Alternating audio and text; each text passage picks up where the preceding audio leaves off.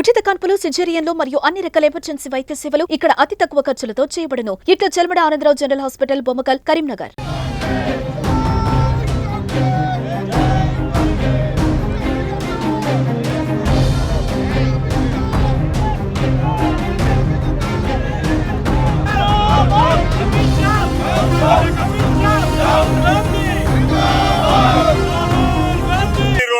Parliament లో రాహుల్ గాంధీ గారు లోపలికి పోతా అంటే బీజేపీ నాయకులు అడ్డగించడం జరిగింది. అదే విధంగా వాళ్ళు కట్టెలు రాళ్లు పట్టుకొని అడ్డం నిలబడ్డారు. అందులో ఏదో ఒక బీజేపీ అభ్యర్థి వస్తే కొద్దిగా పక్కకు జరగడానికి ఇట్లా అన్నందుకు ఆయన పోయి ఇంకొకరి మీద పడ్డారు. వారికి దెబ్బ తాకిందనే ఉద్దేశంతోనే రాహుల్ గాంధీ గారి మీద ఎఫ్ఐఆర్ నమోదు చేసి నిన్న కేసు పెట్టడం జరిగిందని కూడా ఈ సందర్భంగా తెలియజేస్తా ఉన్నాను. ఈ రాజ్యాంగంలో ఈ పార్లమెంట్ లో ఇటువంటి చర్చా విధానం అనేటువంటిది కామన్ కాబట్టి అటువంటి వాటి మీద కూడా చిన్న చిన్న విషయాలు కూడా వారు కేసు పెట్టడం అనేది ఈరోజు మన నరేంద్ర మోడీ చూస్తే ఎంత నిరంకుశ ప్రభుత్వాన్ని వాళ్ళు ఏర్పాటు చేసి నడిపిస్తా ఉన్నారో మనందరికి అర్థమవుతా ఉంది. రాబోయే కాలంలో ఈ మద్దతుతో పాటు బీజేపీని బొందబెట్టి కాంగ్రెస్ పార్టీని అధికారంలోకి తీసుకురావాల్సిందిగా ఈరోజు సమస్త భారతదేశంలో ప్రజలందరికీ కూడా రాహుల్ గాంధీ గారు కోరడం జరిగిందని సందర్భంగా తెలియజేస్తా ఉన్నాను. భవిష్యత్తులో ఇంకొక విషయం ఏంటంటే అమిత్ షా గారు మన అంబేద్కర్ గారిని అవమానించడం జరిగింది.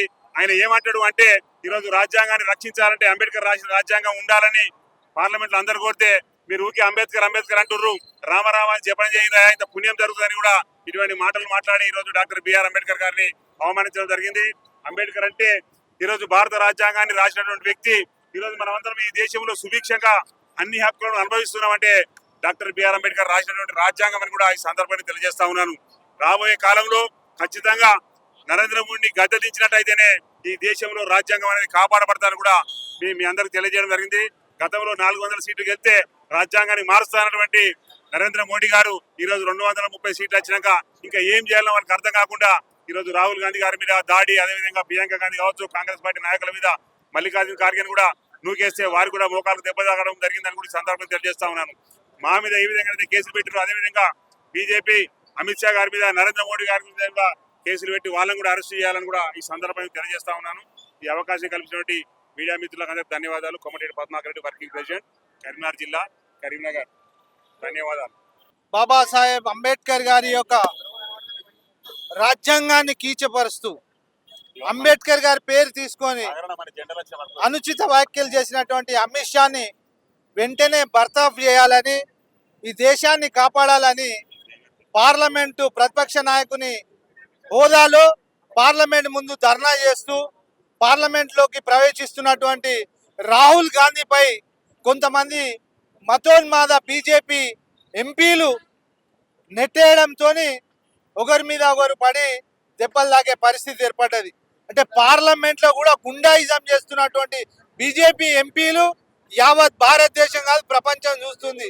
ఎన్నడూ లేని విధంగా ప్రతిపక్ష నాయకుడిని పార్లమెంట్లోకి రానియకుండా అడ్డుపడి నెట్టేయడం ఇది ఎంతవరకు సమంజసమో యావత్ ప్రపంచానికి తెలుస్తున్న సందర్భంలో ఈ నేడు జరుగుతున్న పార్లమెంట్లో ఏదైతే మతోన్మాద పార్టీ నాయకులు ఏ విధంగా ప్రవర్తిస్తున్నారు, అమిత్ షా అంబేద్కర్ యొక్క రాజ్యాంగానే కాదు అంబేద్కర్ను కీచపరుస్తూ మాట్లాడిన వ్యాఖ్యలకు నిరసనగా మేమంతా ఈరోజు ఇక్కడ ధర్నా చేయడం జరుగుతుంది. కాంగ్రెస్ పార్టీ పక్షాన మేము డిమాండ్ చేస్తున్నాం, వెంబడే అమిత్ షాను బర్తరఫ్ చేయాలి కేంద్ర హోంశాఖ మంత్రి పదవి నుంచి అని కాంగ్రెస్ పార్టీ పక్షాన డిమాండ్ చేస్తూ, అదేవిధంగా ప్రతిపక్ష నాయకునిపై ఏ విధంగానైతే నెట్టేయడం జరిగిందో బీజేపీ నాయకులపై చట్టపరంగా చర్య తీసుకోవాలని కాంగ్రెస్ పార్టీ పక్షాన డిమాండ్ చేస్తున్నాం.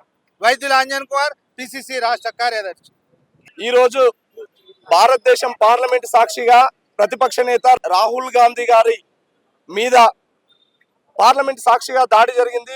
భారత ప్రజాస్వామ్యం చచ్చిపోయిన రోజు సాక్షాత్తు డాక్టర్ బిఆర్ అంబేద్కర్ గారిని దేశానికి సంబంధించినటువంటి కేంద్ర హోంశాఖ మంత్రి అమిత్ షా గారు నిండు సభలో అవమానించడం దేనికి నిదర్శనం?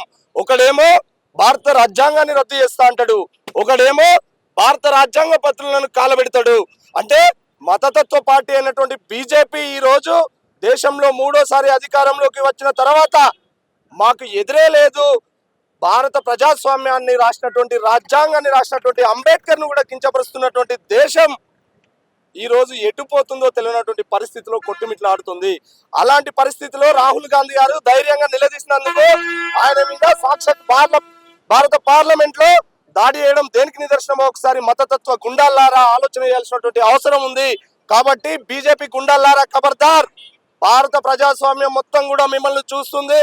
ఏదో ఒక రోజు చెడుకు ఖచ్చితంగా అంతం ఉంటుంది. దానికి తగ్గట్టుగా రేపు రాబోయే రోజుల్లో బీజేపీ ఖచ్చితంగా చచ్చిపోవడానికి నిదర్శనమే ఈ రోజు భారత రాజ్యాంగం. అంబేద్కర్ గారిని అవమానించడం, రాహుల్ గాంధీ గారి మీద దాడి చేయడం, ఇదంతా కూడా ఎట్టిపోతుందో ఒకసారి ఆలోచన చేయాల్సినటువంటి అవసరం ఉంది. కాంగ్రెస్ పార్టీ అంటే ప్రజాస్వామ్యానికి నిలువుటద్దం. అలాంటి పార్టీని భారత పార్లమెంట్ లో సమాధి చేయాలని చూస్తున్నటువంటి అమిత్ షా, మోడీ ఆయనకు మద్దతు ఇస్తున్నందుకు మీ అందరి కుతంత్రాలు కూడా అతి త్వరలోనే కక్ష సాధింపుతోని సమాధి చేయబడతాయని సందర్భంగా తెలియజేస్తున్నాం.